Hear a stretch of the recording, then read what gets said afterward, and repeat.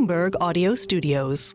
Podcasts, radio, news. Elon Musk, welcome to Qatar Economic Forum. How are you? Thank you for having me. I'm fine. How are you?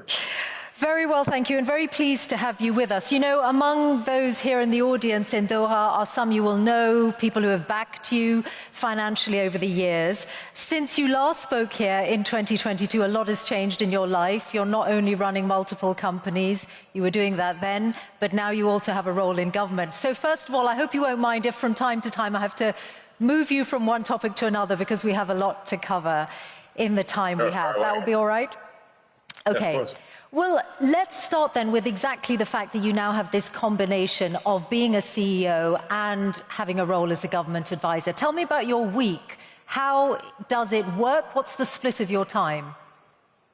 Well, I travel a lot. So I was in Silicon Valley yesterday morning. I was in LA yesterday evening. I'm in Austin right now. I'll be in DC tomorrow. I'll be there. Having dinner with the president tomorrow night, I believe. And then a whole bunch of cabinet secretary meetings, and then back to Silicon Valley on Thursday night. But I mean, the balance of your time, is it, well, clearly it's a lot, but is it still the case, as you said a while ago, that it's about 1 to 2 days a week on your government work? Yeah, that's correct.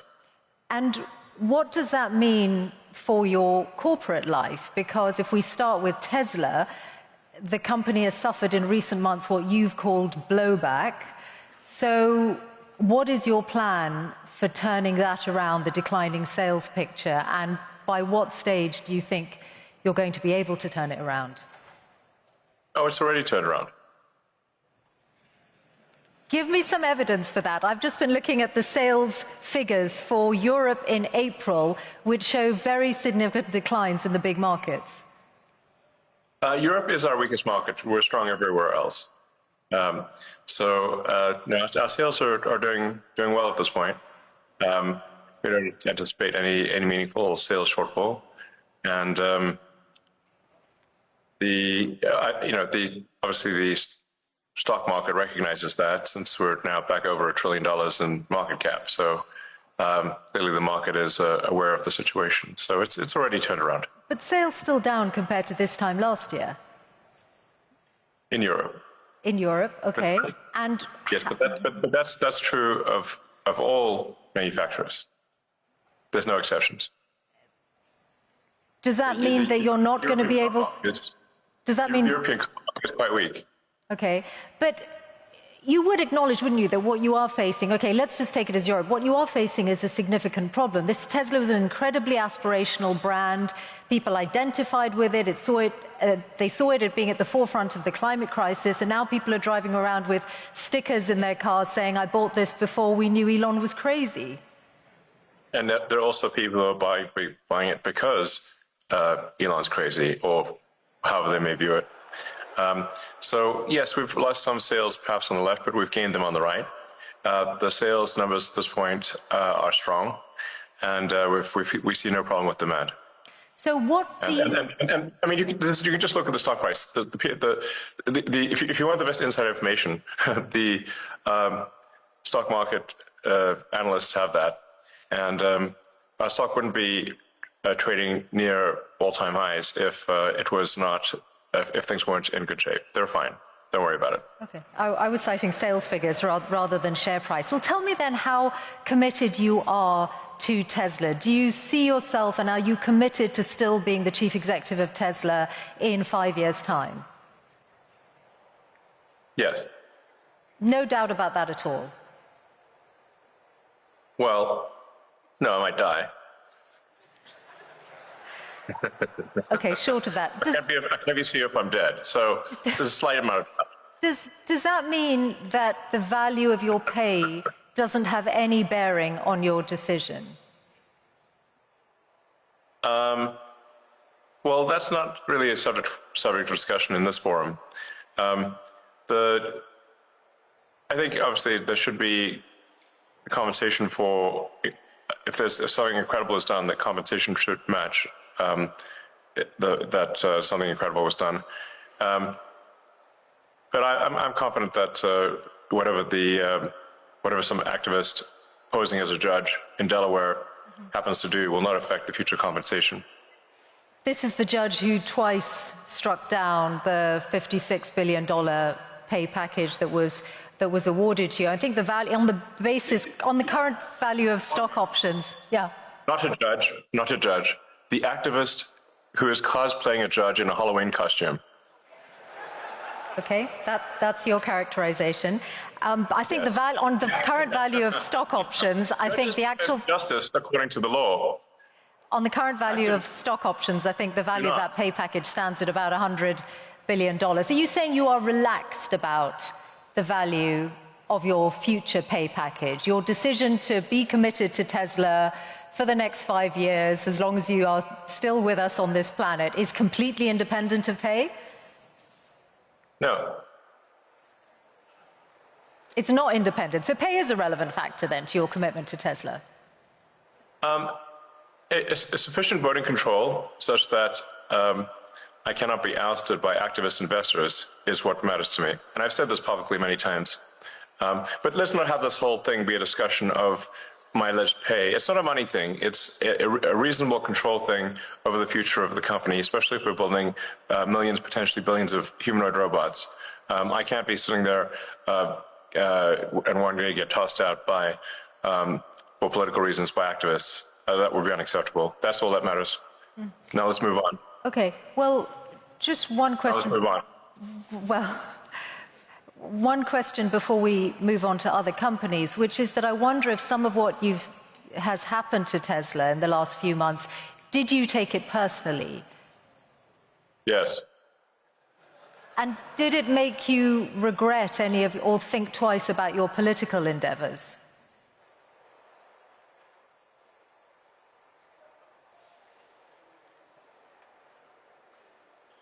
Because it is. I did what needed to be done.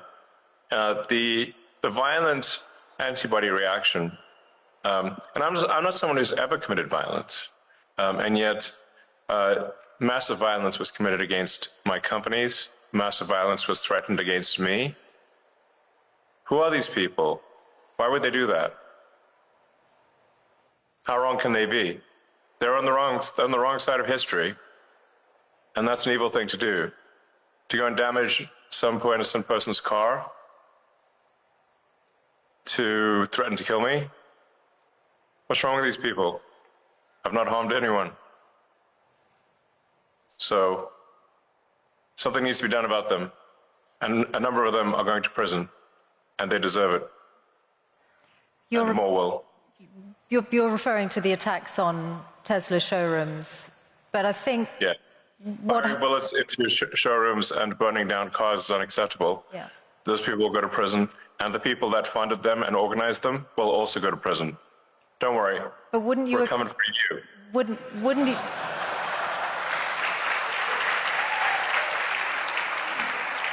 But wouldn't you acknowledge that some of the people who turned against Tesla in Europe were upset at your politics, and very few of them would have been violent in any way. They just objected to what they saw you say or do politically. Well, it's certainly fine to object to political things, but it's not fine to resort to violence and hanging someone in effigy and death threats. That's obviously not okay. That's absurd. That is in no way justifiable at all, in any way, shape, or form. And some of the legacy media nonetheless have sought to justify it, which is unconscionable. Shame on them. Let's talk about your other companies then and other business areas, SpaceX. I saw that you said in a speech at the West Point Military Academy recently that the future of warfare is AI and drones. And obviously defense is an increasingly booming sector with the state of the world at the moment. Do you see SpaceX moving into weaponized drones?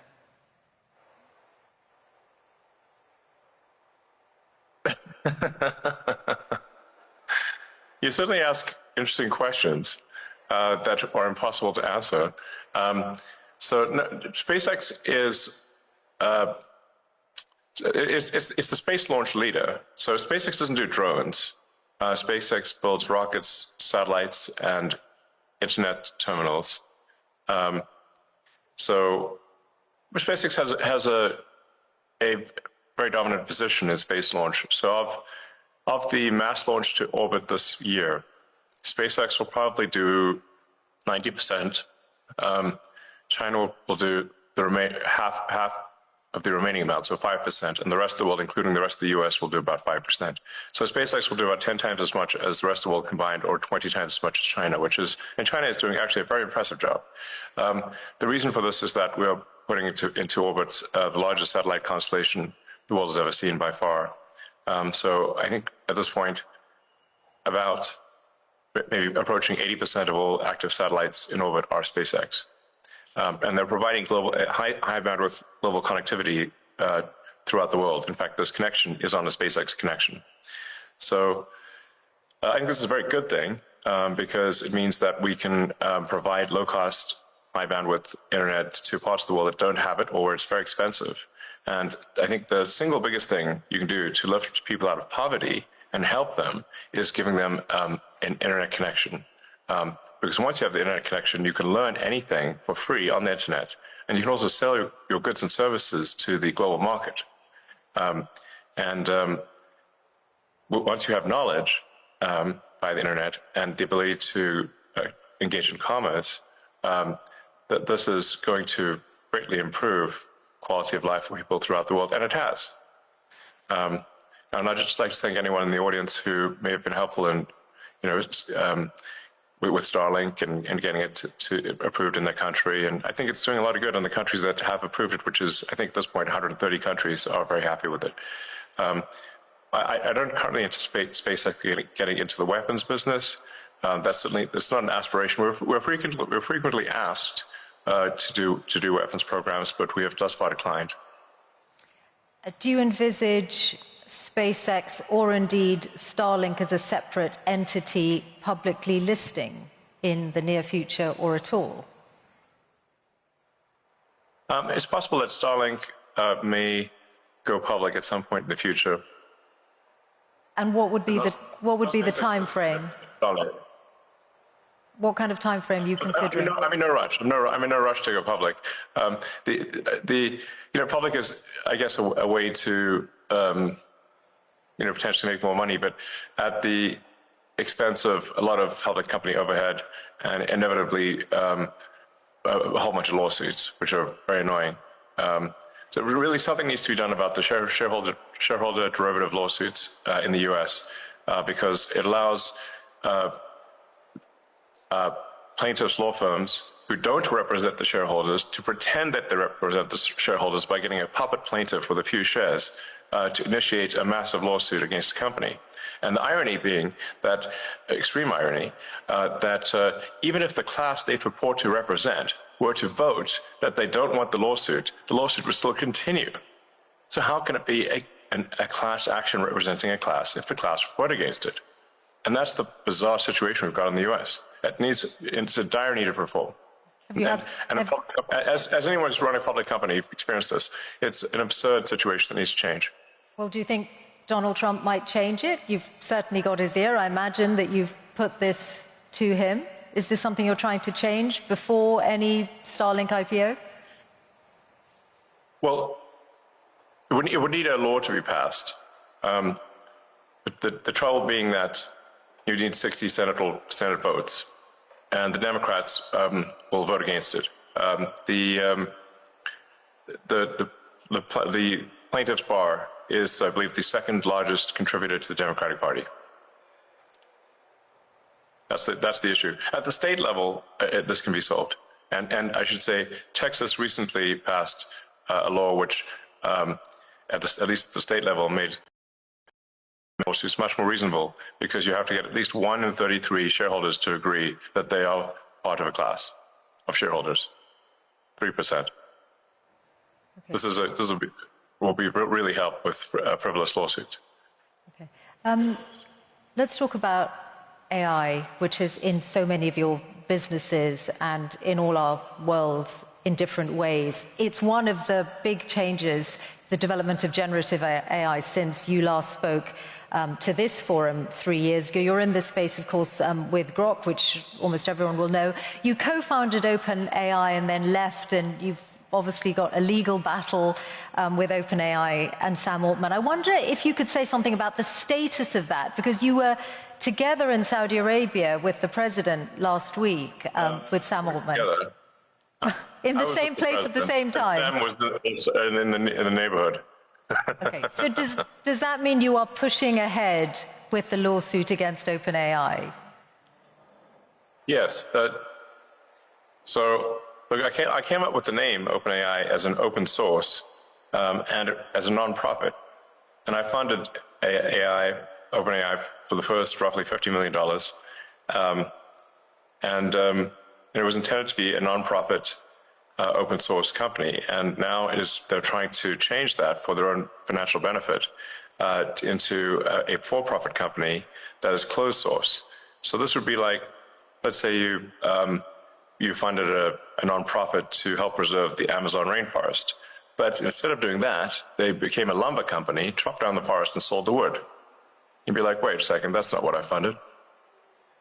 That's OpenAI. They've made some changes to their corporate structure, though, haven't they, since, in recognition of what you've said? No, that's just what they told the media. Okay. They have partly walked back their plan to restructure the business. I guess that's made no difference to how you feel about it. So you're determined to see them in court? Of course. Okay. Well, that's certainly going to be one to watch. I also wanted to ask you about AI and regulation, because when you were here last talking to John Micklethwaite, you had some pretty strong words about the risk that AI poses, and you said that you really felt what the US was missing was a federal AI regulator, that, you know, something along the lines of the Food and Drug Administration or the Federal Aviation Administration. Now, you're clearly now in a zone where you're more on the cutting regulation side than wanting new regulators. So has your view changed on the need for an AI regulator? Well, it's not that I don't think there should be regulators. You can think of regulators like referees on the field in sports. There should be some number of referees, but that you shouldn't have so many referees that you can't kick the ball without hitting one. In most fields in the U.S., the regulatory burden has grown over time to the point where it's like having more referees than players on the field. And this is a natural consequence of an extended period of prosperity. It's very important to appreciate this. This has happened throughout history. When you have an extended period of prosperity with no existential war, there's no cleansing function for unnecessary laws and regulations. So what happens is that every year more laws and more regulations are passed because legislators are going to legislate, regulators are going to regulate, and you will get the steady pile of more and more laws and regulations over time until everything is illegal. And let me give you an example of a truly absurd situation. Under the Biden administration, SpaceX was sued for not hiring asylum seekers in the U.S. Now, the problem is it's actually illegal for SpaceX under ITAR, International Traffic in Arms Regulations, to hire anyone who is not a permanent resident of the United States, because the premise being that they will take advanced rocket technology and return to their home country if they're not a permanent resident. So we're simultaneously in a situation where it is illegal to hire asylum seekers and is also illegal to hire asylum seekers. And the Biden's Department of Justice chose to prosecute us despite both paths being illegal. Damned if you do, damned if you don't. But my question was specifically about a regulator for AI, which you said 3 years ago was needed, and you said we need to be proactive on the regulation of AI rather than reactive. Have you changed your mind on that? No, of course not. No, of course not. What I'm saying is that there should be some referees on the field, a few referees, but you shouldn't have a field jam-packed with referees such that you could not kick a ball in any direction without hitting one. So the fields that have been around for a long time such as automotive, so aerospace, the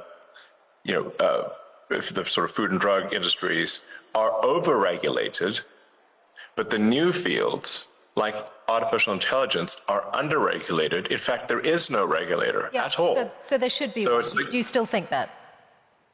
Yes, I'm simply saying, which I think is just basic common sense, that you want to have at least you want to have a few referees in the field. You don't want to have an army of referees, but you want to have a few referees on any given field, in any given sport, or even any given arena, industrial arena, to help that public safety is taken care of. But you don't want to have so there's a proper number of referees. Like I said, it's actually very easy to visualize this when compared to sports. If the whole field is packed with referees, that would look absurd. But if there were no referees at all, your game's not going to be as good. Okay, so let's then talk about your new world, your role advising government. You are in this unique and unprecedented position of having billions of dollars worth of contracts with the federal government yourself, mostly through SpaceX, and also now an insider's knowledge of it because of Doge. Can you see that there is a conflict of interest or a potential conflict of interest in broad terms just through that very fact?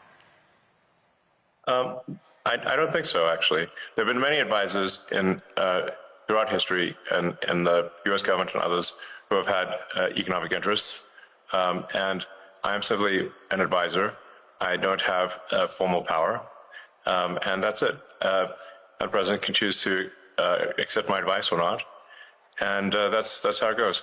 If there's a single contract that any of my companies have received that people think is somehow not was awarded improperly, it would immediately be front page news, to say the least. And if I didn't mention it, certainly my competitors would. So if you're not seeing that, then clearly there's not a conflict of interest. There's another way, though, to look at it, that, for example, you have many competitors, whether it's companies like Boeing or companies who would like to do more of the kind of work you do for NASA, Blue Origin, Rocket Lab. And because Doge is in every federal government department, you or people who work for Doge, and you are the driving force behind it, have an insight into those companies' affairs and those companies' relationships with the federal government. No, all we do is we review the organization to see if the organization has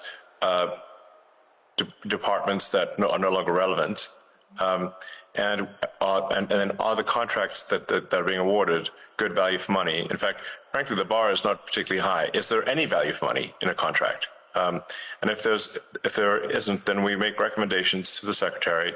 The secretary can then choose to take those actions or not take those actions, and that's it. And then any action that is as a function of Doge is posted to the Doge website and to the Doge.gov or at Doge handle on the X platform. So it's complete transparency, and I've not seen any case where, to the best of my knowledge, there's even been an accusation of conflict, because it is completely and utterly transparent. Okay. That's it. And what about the international dimension? Now, let's think about Starlink. Starlink is obviously a very, very good internet service. It's sought after all over the world. It's critical to the front line in Ukraine. It has also had more contracts coming its way, and there is some evidence that companies are allowing access to it because they want to be close to the Trump administration and send the right signal. So Bloomberg broke news today that the South African government is working around the rules on black ownership in order to allow Starlink in, and that is being done on the eve of the visit that President Ramaphosa is going to make to the White House. Do you recognize that as a conflict of interest? No, of course not. First of all, you should be questioning why are there racist laws in South Africa? That's the first problem. That's what you should be attacking. It's improper for there to be racist laws in South Africa. The whole idea with what Nelson Mandela, who was a great man, proposed was that all races should be on an equal footing in South Africa. That's the right thing to do, not to replace one set of racist laws with another set of racist laws, which is utterly wrong and improper. So that's the deal, that all races should be treated equally, and there should be no preference given to one or the other. Whereas there are now 140 laws in South Africa that give that basically give strong preference to if you're a black South African, and not otherwise. And so now I'm in this absurd situation where I was born in South Africa but cannot get a license to operate in Starlink because I'm not black. Well, it looks like that's about. Looks like that. Right to you? Looks like that's about to change. I just asked you a question. Please answer. Does that seem right to you? Well, those rules were designed to bring. Yes or no? Those rules were designed to bring about an era of more economic equality in South Africa, and it looks like the government has found a way around those rules for you. I asked you a question. This is your interview. Everyone wants to hear from you. I asked you a question. Yes or no? Not Racist for me. Laws, yes or no? Not for me to answer. I have got a question for you about your government work though and the amount of savings. Why do you like racist laws? This is not for me to answer. Come on. Yes, it is. Now, you wouldn't be trying to dodge a question. You have to ask a question. I answer my question. No, you answer mine. I think if you... I'm sure you can have that conversation directly with the South African government if you want to. I want to ask you about the total... I can't believe it. That's not good. I want to ask you about the total amount... Why do you want racist laws? I want to ask you about the total amount that you're planning to save through Doge's work. Before the election, you said it was going to be at least $2 trillion. The number currently on doge.gov is $170 billion. That's a big change. What happened to the $2 trillion? Well, do you expect it to happen immediately? Well, is it going to happen? Because Doge is supposed to run till next July. I mean, your question is absurd in its fundamental premise. Are you assuming that on day, within a few months, there's an instant $2 trillion saved? No, I'm not at all. I'm just asking, is that still your aim then? Is it still your aim to get to $2 trillion? Have we not made good progress given the amount of time? That's exactly what I'm asking. So is it still your aim to go from 170 billion to 2 trillion? The ability of Doge to operate is a function of whether the government, and this includes the Congress, is willing to take our advice. We're not the dictators of the government, we are the advisors. And so we can advise, and the progress we've made thus far, I think, is incredible. The Doge team has done incredible work, but the magnitude of the savings is proportionate to the support we get from Congress and from the executive branch of the government in general. So we're not the dictators, we are the advisors. But thus far, for advisors, the Doge team, to their credit, has made incredible progress. You've talked about $4 billion a day being saved, but that won't get, which is, and I think everyone can agree that combating waste and inefficiency in government is a very good thing. But if you add that up, it's not going to get to 2 trillion over the lifetime of Doge. I'm sorry? The $4 billion a day, if Doge is going to run till next July, is not going to get you to $2 trillion. But you still say it's your aim, so we'll take that as read. There's what Doge. I mean, I feel you're somewhat trapped in the NPC dialogue tree of a traditional journalist. So it's difficult when I'm conversing with someone who's trapped in the dialogue tree of a conventional journalist, because it's like talking to a computer. Doge is an advisory group. We are doing the best we can as an advisory group. The progress made thus far as an advisory group is excellent. I don't think any advisory group has done better in the history of advisory groups of the government. We do not make the laws, nor do we control the judiciary, nor do we control the executive branch. We are simply advisors. In that context, we are doing very well. Beyond that, we cannot take action beyond that, because we are not some sort of imperial dictator of the government. There are 3 branches of the government that that are to some degree opposed to that level of cost savings. But nonetheless, let's not criticize whether there's 4 trillion, and instead look at the fact that 160 billion has been saved, and more will be saved too.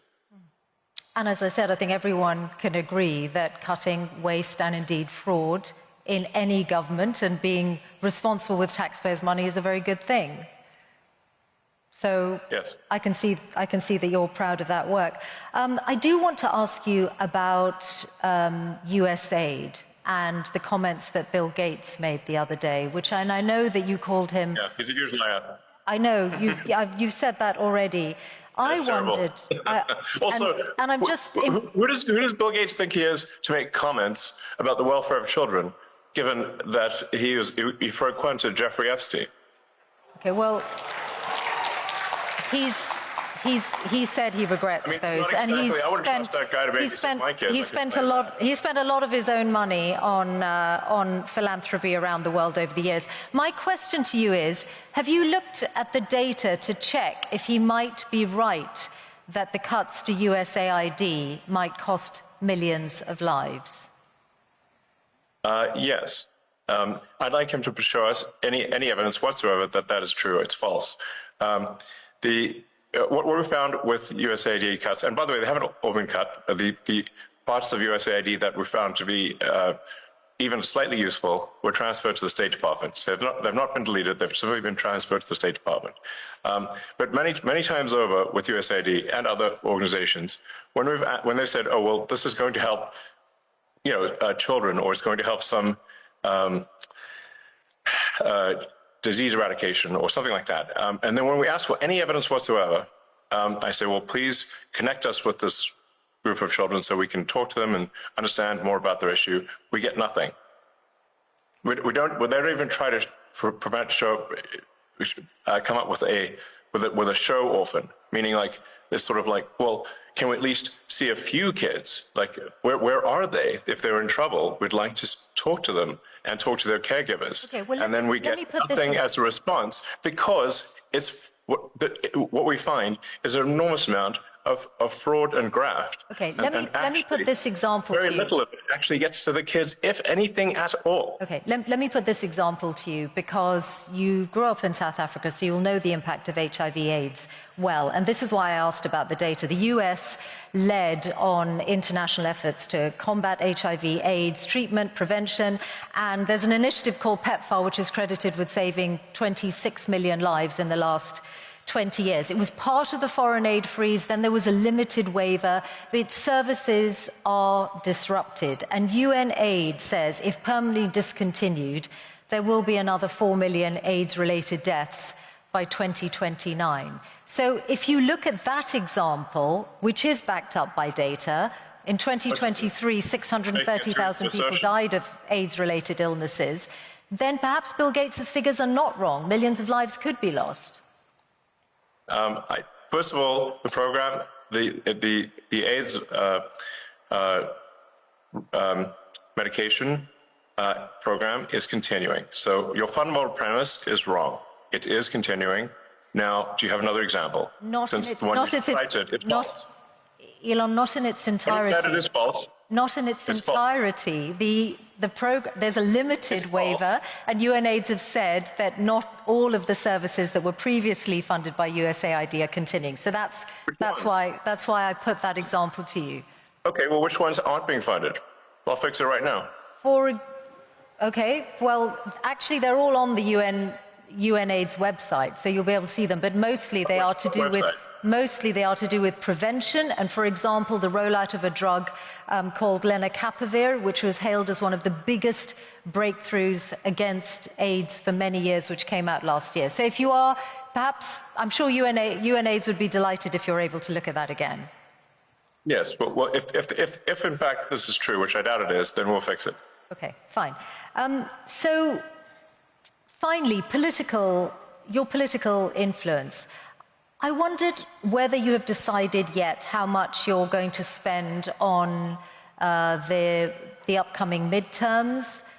Is it, you spent a lot more money on the last US election than you envisaged when you were speaking here 3 years ago. Are you going to continue to spend at that kind of level on future elections? I think in terms of political spending, I'm going to do a lot less in the future. And why is that? I think I've done enough. Is it because of blowback? Well, if I see a reason to do political spending in the future, I will do it. I do not currently see a reason. Okay. What about political influence beyond the US? How often do you speak to President Putin? I don't speak to President Putin. You've never spoken to President Putin? I was on a video call with him once about 5 years ago. Okay. That's the only. Why That's the would you only think I time. speak to President Putin? Oh, you must. Oh, I get it. Because You I've believe heard the you legacy. speak. Actually, I've heard you speak about it. For example, in your West Point speech, you said, "Oh, I challenged President Putin to was it an arm wrestle?" And I know the Wall Street Journal has reported your reported conversations. Oh, yes. If you're saying they haven't happened other than once, I'll take that as read. Is there a worse publication on the face of the earth than the Wall Street Journal? I wouldn't use that to line up my cage for parrot droppings.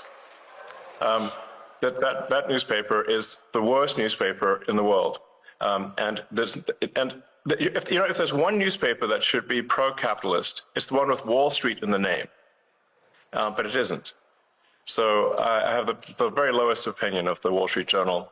Absolute nonsense. And you clearly believe the tripe that you've read in those papers. I read very widely, and I'm putting these questions to you so that you have an opportunity to respond to them, which you are, and for which we're all grateful to hear your responses. Yes. Okay, we are out of time. So you mentioned me challenging. I did so on the X platform. I challenged Vladimir Putin to single combat over the. But I didn't talk to him. That was a post on the X platform. Great. That's why I asked you, and you've clarified and explained. Thank you. That's why I was asking whether you have had reported conversations, and you said you haven't, other than a video call. Okay. Typical legacy media lies. Okay. Listen, I actually thought I might give Grok the last word, because when I asked Grok what your hardest challenge is, it said the strain of managing multiple high-stake ventures amid financial, regulatory and public relations crises. And I wondered whether you recognize that characterization and whether you do think that this is a pivotal year in your life. Well, every year has been somewhat pivotal, and this one's no different. So, I mean, in terms of interesting things that hopefully are accomplished this year, getting Starship to be fully reusable, so that we catch both the booster and the ship, which would be the first fully reusable orbital rocket ever in history, would be a profound breakthrough, as the essential breakthrough necessarily to make life multiplanetary and ultimately become a spacefaring civilization.